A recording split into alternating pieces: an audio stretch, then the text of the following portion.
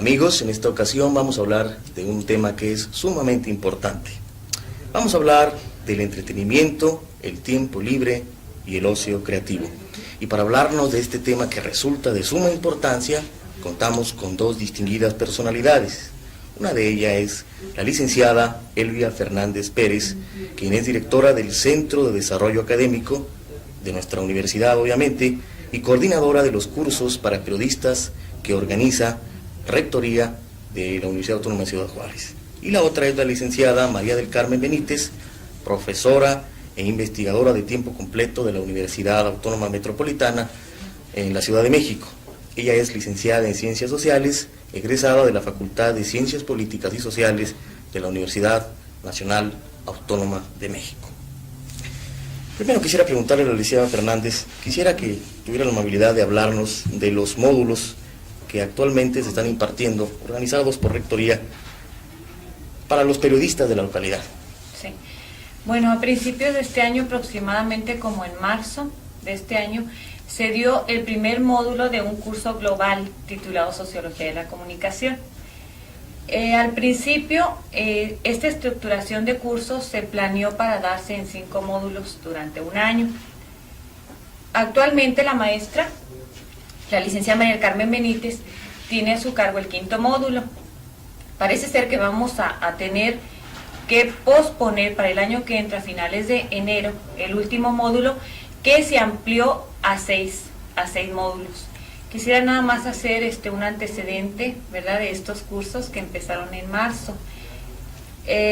A principios de año, la Asociación de Periodistas de Ciudad Juárez visitó al señor rector, al licenciado Carlos Silveira Saito, solicitándole se les impartiera a los señores periodistas por parte de la universidad una serie de módulos estructurados sobre el tema de sociología de la comunicación.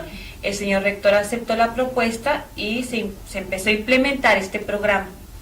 A principios de año, el primer curso, se invitaron a 2 distinguidos maestros de la ciudad de Guadalajara, son licenciados en comunicación, al licenciado Rafael Lucero y al licenciado Víctor Quintana, con un tema muy específico, muy interesante, que se llamó Teoría de la Comunicación Masiva. Con empezamos, con este módulo, ¿verdad? Empezamos el curso Sociología de la Comunicación. El segundo módulo también fue un tema de gran interés, con otro enfoque muy distinto, y se llamó Lingüística e Introducción a la Semiótica. En esa ocasión fue uno de nuestros maestros universitarios, el licenciado Juan Holguín, quien impartió este curso. Tuvo mucho éxito porque era un enfoque muy distinto al que se le había dado en el primer curso. También quisiera hacer hincapié que el primer curso que tuvimos tuvo mucha aceptación por parte de los señores periodistas de nuestra localidad y asistieron aproximadamente como 60 en el primer módulo. El tercer módulo invitamos a un distinguido sociólogo de la Universidad Metropolitana, es amigo nuestro de la universidad, al licenciado Israel Galán. Él vino a impartir un curso se llamaba Sociología de la Opinión Pública, que fue el tercer tema de nuestro curso general Sociología de la Comunicación.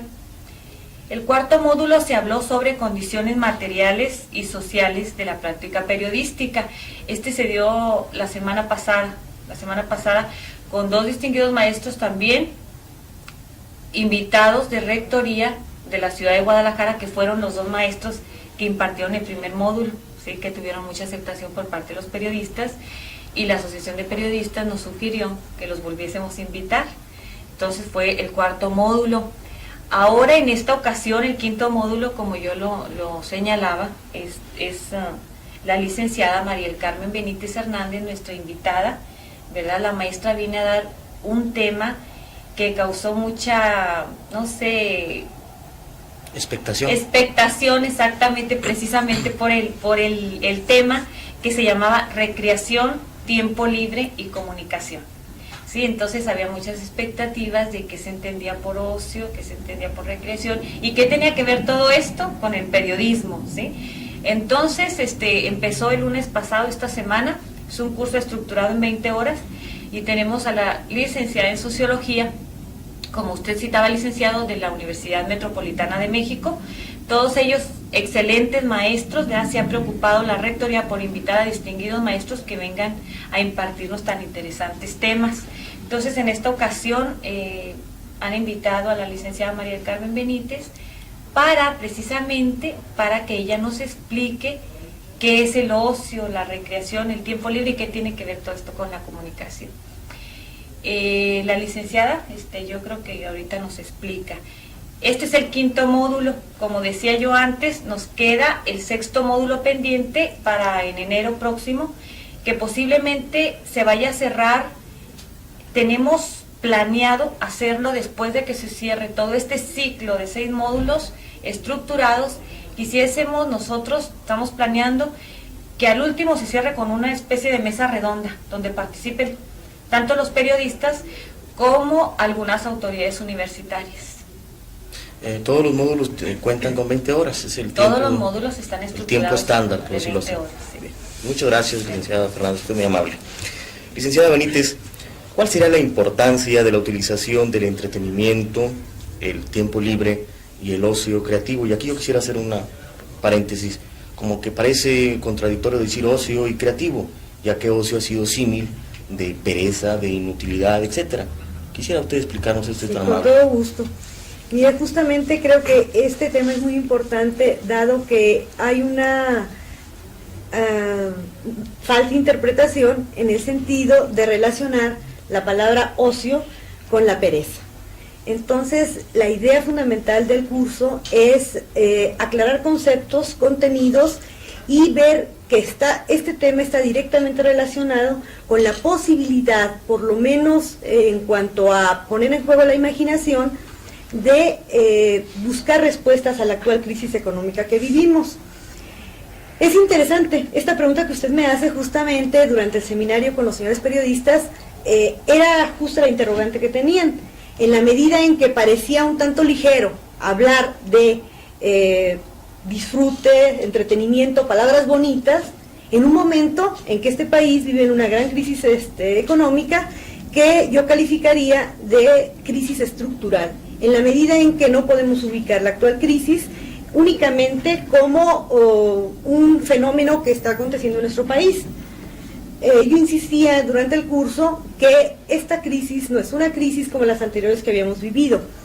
Es decir, todo el mundo hemos sabido que dentro del análisis que tenemos para conocer la realidad económica del mundo entero, tenemos el análisis de las crisis económicas, ¿sí? Entendiendo por crisis momentos en que algo se transforma, en que algo no funciona bien, pero que esto es coyuntural. Hay una especie de análisis de crisis cíclicas en que los economistas se han especializado en indicarnos en qué momento estamos en el momento álgido de la crisis, pero que esto siempre es, salvo la crisis del 29, que fue también muy fuerte, el resto han sido crisis superables y absorbibles y resolvibles por el mismo sistema. Pero nos encontramos con que esta crisis actual de tipo estructural, como le decía, es diferente a las anteriores que hemos tenido. Es diferente en el sentido que debemos hacer muy clara conciencia de que este tipo de crisis llegó para quedarse. Desgraciadamente, esta crisis es una crisis que no se va a solucionar el día de mañana. Para ejemplo, tenemos un botón. Todo el año presente, el 82 y el 83, hemos estado inmersos en problemáticas nuevas, en problemáticas que no se resuelven con la facilidad que anteriormente lo veíamos y que desgraciadamente, y esto hay que empezar a aclararlo, nos va a implicar cambios en los hábitos, sobre todo de consumo, cambios en la manera en que veíamos el mundo, cambios en la manera en que vamos a proyectar nuestro futuro. Y desgraciadamente los análisis de tipo oficial, el punto de vista oficial, de repente nos hace imaginar que esto se acaba pronto, que nosotros vamos a hacer un análisis de los discursos oficiales y de repente nos están diciendo que tengamos calma, que esto se soluciona pronto. A mí sí, desde el punto de vista científico de la sociología, me encantaría precisar que hagamos conciencia que tenemos necesariamente que buscar un cambio, nuevas formas de resolver los problemas que actualmente se nos presentan. Incluso yo hacía una especie de crítica al desarrollo que ha tenido en los últimos años la especialidad de economía. La actual crisis definitivamente no la podremos entender sin el análisis económico, pero creo que este análisis económico ha sido insuficiente en los últimos 10 años, dado que se nos ha dicho que tomando determinadas medidas de tipo económico resolveríamos la inflación, resolveríamos el desempleo y podríamos aspirar a una vida un poco más cómoda. Sin embargo, vemos que estos análisis de tipo económico pues también están en crisis, justamente. La crisis también ha hecho estragos en ellos. Y entonces es el momento en que los sociólogos queremos pues reubicar, tratar de dar planteamientos novedosos, tratar de dar planteamientos factibles de ser aplicables, y tratamos también de jugar con la imaginación. Queremos rescatar esa gran capacidad creadora que han tenido los hombres en todo el desarrollo de la humanidad para ser capaces de resolver todas aquellas problemáticas que se genera en el mundo. Entonces, parecería ser, yo estoy optimista a pesar de la crisis, en el sentido que la sociología puede ser en este momento útil para encontrar nuevas formas y sobre todo tener la posibilidad de sensibilizar a la gente. La gente en años anteriores un poco relacionaban la actividad de la sociología como con el papel que han jugado las aves de mal agüero, ¿no? Las aves agoreras que pronosticaban malos tiempos. Y resulta que ahora los malos tiempos los tenemos, ya no hay que pronosticarlos, ¿verdad? Vivimos en ellos. Y entonces creo que justo la sociología tiene un papel social muy importante que jugar. Pues es muy interesante lo que usted nos comenta, licenciada Benítez. El ocio, yo creo que es tan antiguo como el hombre, sí, como la humanidad, ¿verdad? ¿Puede darnos usted un esbozo general de la utilización del ocio a través de las diferentes sociedades y las diferentes culturas que han existido a lo largo de nuestra historia? Con todo gusto, voy a tratar de ser sintética porque, bueno, esto implicaría toda una explicación muy amplia. Pero en términos generales, en efecto, como usted señala, el ocio ha sido una actividad que se ha desarrollado en todas las sociedades. Por ejemplo, en la etapa esclavista, nosotros tenemos una sociedad conformada, como su nombre lo indica, por una amplia gama de ciudadanos, perdón por la palabra, que en su momento y en la etapa esclavista no eran considerados como tales, los señores esclavos, que realizaban todas las funciones requeridas por la producción y desarrollo de la propia sociedad esclavista. Sin embargo, justamente el trabajo realizado por los esclavos de estas sociedades permitían que un sector, ahora sí, caracterizado como ciudadanos con todos los derechos, se dedicaran a la creatividad, o sea, al disfrute del ocio. Incluso podemos ver en la etimología, nos encontramos que en su origen, en el latín, ocio quiere decir justamente creatividad. En cambio, lo opositor al ocio, que vendría a ser, lo contrario al ocio sería el trabajo. Negación de ocio. Versus, ¿verdad? Trabajo. Actividad dedicada únicamente a los esclavos. En tanto, el resto de la sociedad, todos sabemos que la cultura griega, por ejemplo, es una muestra, ¿verdad?, de lo que el hombre puede hacer cuando dispone cuando tiene sus necesidades económicas resueltas y dispone del tiempo para reflexionar, del tiempo para planificar, del tiempo para meditar, y tenemos los grandes filósofos, tendremos los grandes arquitectos, tenemos toda la sociedad griega, que todos sabemos que fue una de las grandes etapas de desarrollo de la humanidad, pero justamente por esta división y separación entre ocio y trabajo, ¿verdad? Bueno, esto sucedía en las sociedades esclavistas. Posteriormente, en las sociedades de tipo feudal, nos encontramos también con la realización del ocio. Aquí tenemos una amplia gama de gentes dedicadas, acá no tan creativamente, acá a vivir del trabajo de los demás, pero ya en una relación de servidumbre, ¿sí? Tenemos que justo los sectores productivos de la sociedad vendrían a ser los artesanos, los campesinos, gente que estaba a servicio, ¿verdad?, de la clase social que estaba por encima de ellos, que vendrían a ser el clero en primer lugar y la realeza. Intermedio había una gama de guerreros, comerciantes, etcétera. La naciente burguesía. La futura, más bien burguesía, que posteriormente, a partir de la Revolución Industrial, se iría a convertir en la nueva clase social que sería la burguesía. Entonces, aquí el ocio adquiere una característica importante. Por primera vez, no es solamente la clase en el poder, la clase dominante, quien va a tener posibilidad de tiempo de ocio. Nos encontramos con que elementos como el clima, como las malas cosechas, etcétera, de repente liberan a este sector productivo de la sociedad y le dan tiempo libre. Tiempo libre que la gente la ve como la gran desgracia de la humanidad porque justamente les impide desarrollar toda la actividad productiva. Pero sin embargo ya hay liberación de tiempo que no existía en la etapa esclavista. Otro fenómeno también característico de esta época viene a ser el día feriado, que esto por reglamentación de la religión, ¿verdad?, se les empieza a otorgar el séptimo día, como el día en que supuestamente se dedicaría a el culto, ¿verdad?, religioso. Sin embargo, también analizando la época nos encontramos con que este séptimo día empieza a cumplir una función de tipo catársica, ¿sí? En el sentido de que el séptimo día la gente libera todas sus tensiones adquiridas por toda una serie de consecuencias justo del trabajo productivo y incluso la religión capta como necesaria esta posible evasión de la gente que trabaja en este tipo de sociedades y se vuelve bastante, pues, acepta pues que el pueblo en ese séptimo día no solamente lo dedique a su culto religioso, sino a todo tipo de expansiones necesarias para la reconstrucción de la fuerza productiva, ¿verdad? Entonces, esas son las características en sociedades anteriores a la nuestra.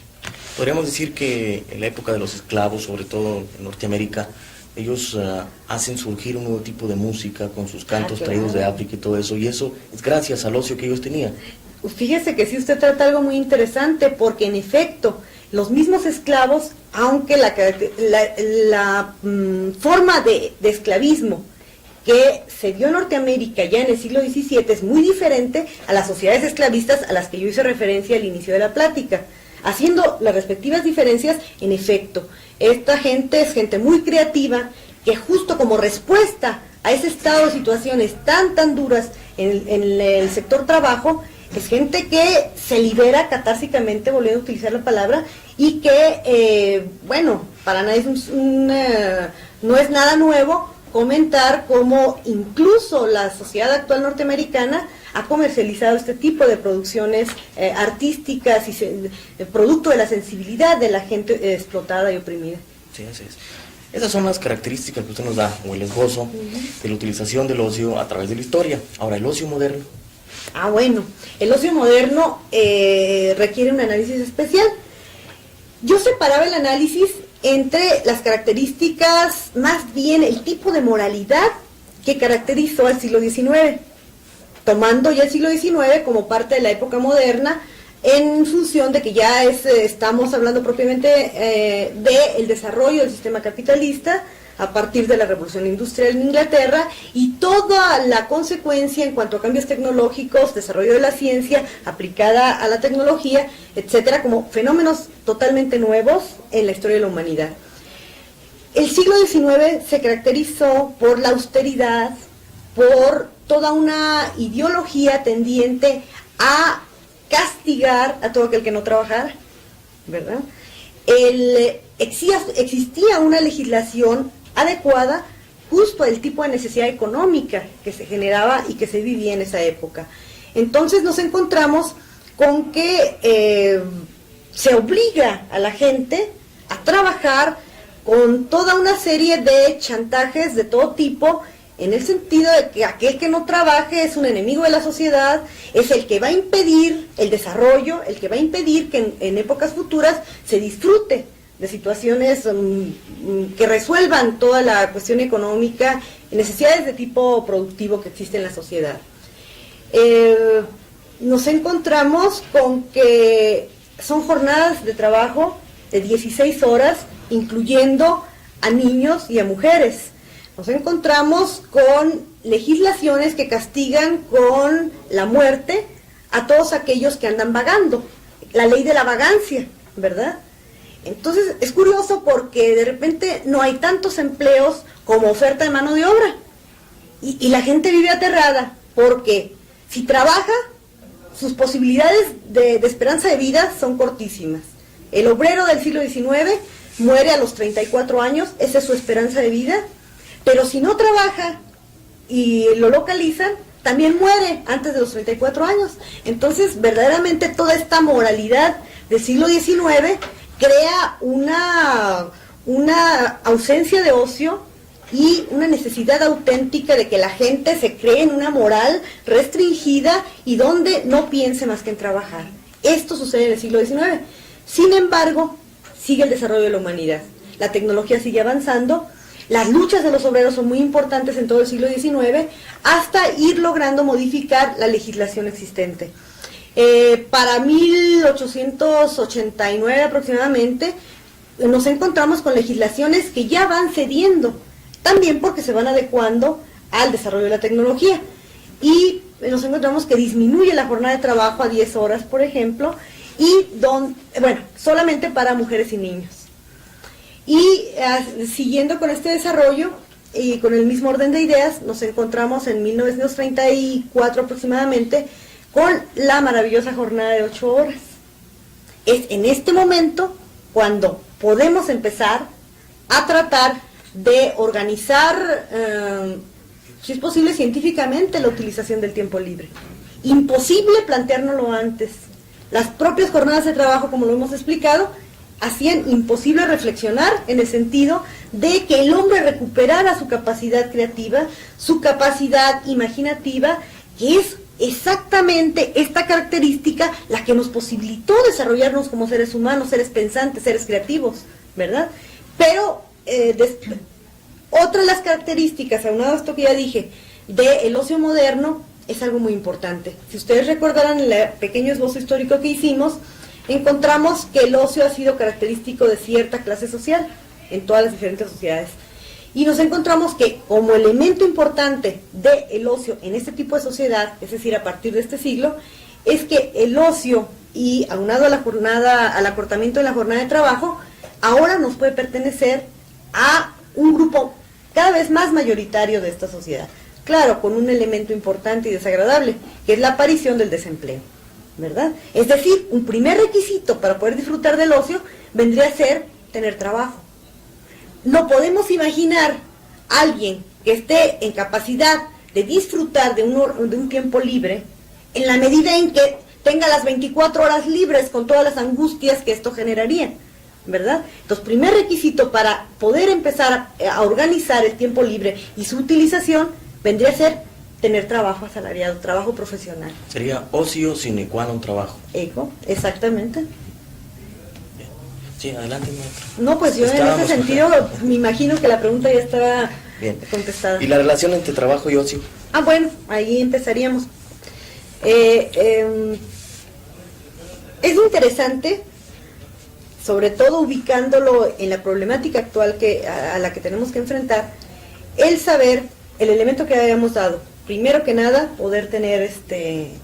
poder contar con un trabajo profesional.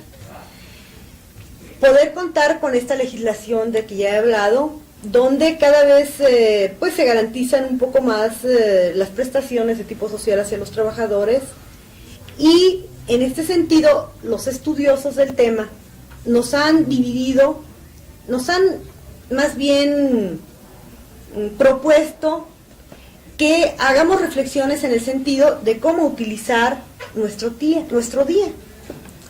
Entonces, hacen estos estudiosos una clasificación en 3 niveles. Nos hablan de un tiempo de trabajo en la jornada diaria, todos lo podemos analizar. Jornada de trabajo, que casi siempre corresponde a 8 horas de trabajo. Segundo, el tiempo obligado. Por tiempo obligado vamos a entender el tiempo que utilizamos en trasladarnos de nuestro hogar al lugar de trabajo. El tiempo que utilizamos en nuestras obligaciones de tipo familiar. Que hay una discusión en el sentido si este tiempo dedicado a la familia realmente es un tiempo que disfrutamos o si es un tiempo que realmente ya nos está pesando en la medida que se van ampliando la gama de compromisos de tipo familiar y que también van en deterioro de la posibilidad de usar creativamente nuestro tiempo libre. Y finalmente vendríamos a tener el tiempo libre. En estudios que se han hecho en países desarrollados, el tiempo libre diario que una persona racionalmente puede obtener son aproximadamente 3 horas diarias. Entonces, la organización de estas 3 horas diarias es lo que finalmente nos interesa. Primero, tener conciencia que podemos ser dueños de esas 3 horas. Segundo, tratar de preguntarnos a nosotros mismos cuál sería la mejor forma de utilizar estas 3 horas, ¿sí? Y en ese sentido hablaremos de las funciones que podría cubrir el ocio, si usted gusta más adelante. Y tercero, que la gente recupere esa capacidad de no involucrarse en todo aquello que le produce más tensión, aunado a las tensiones que produce la vida moderna. Todos sabemos el rompimiento tan grande que existe entre el individuo que al participar en la relación de trabajo ya no es dueño de esa creatividad antigua, en el sentido de producir un objeto de principio a fin y realizarse uno mismo en ese objeto que estaba produciendo. No solamente el trabajo industrial, podemos hacer esto más generalizado al trabajo también burocrático. Cada vez es más aburrido, cada vez es más lineal, cada vez nos limitamos cada vez más a recibir órdenes, en lugar de poner a funcionar nuestro sentido de creatividad que todos debemos tener, que todos tenemos en su origen, que muchas veces se nos atrofia por el mismo tipo de vida que llevamos. Y también hay una relación muy directa en el sentido de que cuando somos muy mecánicos en el trabajo que realizamos, cuando nuestro trabajo no nos satisface íntimamente, como parecería ser la situación de la gran mayoría de los empleados y asalariados, el tiempo que nos va quedando libre es un tiempo de apatía, es un tiempo en el que estamos aburridos, en el que no queremos hacer nada, ¿sí? Entonces, si hacemos conciencia que este tiempo libre es posible dedicarlo a funciones de tipo más creativo, en esa medida recuperaremos también nuestras ganas por el trabajo productivo o asalariado. Entonces, en este caso, ¿cuáles serían las funciones relativas al ocio? Bien. Los estudiosos nos hablan de 3 funciones fundamentalmente. Una primera de descanso, una segunda de entretenimiento y la tercera y más importante de desarrollo. Por funciones de descanso serían las mínimas que todo individuo de una sociedad debería tener derecho y conciencia para utilizarlo. Todos sabemos, ¿verdad?, que la fuerza de trabajo tiene necesidad de recuperación. En ese sentido, si la gente empieza a romper con aquella moralidad de que hablábamos del siglo XIX y se ubica más en el contexto de la sociedad en que vive, debería tener toda la confianza necesaria, sin complejos de culpa, para descansar. Si lográramos que toda la gente descansara, yo creo que ya habríamos avanzado bastante, porque de repente seguimos, aunque la situación económica social ha cambiado, seguimos teniendo complejos de culpa para descansar. Y entonces vivimos, cada vez estamos más neuróticos, vivimos más tensos, etcétera, etcétera. Entonces, esta sería la primera función en cuanto a la claridad de la utilización de nuestro tiempo libre, el derecho a descansar. La segunda vendría a ser el derecho a las diversiones, ¿verdad? Todos sabemos que actualmente quienes primero se han dado cuenta de esta necesidad de diversión vendrían a ser justamente quienes se dedican a la industria, ¿verdad? Existe ya también ahora la industria de la diversión y nos encontramos con paquetes de todo tipo donde la gente también aquí ha perdido su capacidad de búsqueda, de disfrute de la naturaleza. Ahora resulta que hay paquetes donde lo agarran a uno, lo llevan, lo pasean, le señalan dónde se tiene que mover y la gente simplemente ya no percibe, ha perdido la capacidad de asombro que ningún ser humano debe perder y hay que recuperarla, ¿sí? Entonces, no tanto, porque usted me podría decir, bueno, en este época de crisis, ¿quién va a tener para un paquete vacacional? Mi respuesta sería, no, que la gente invente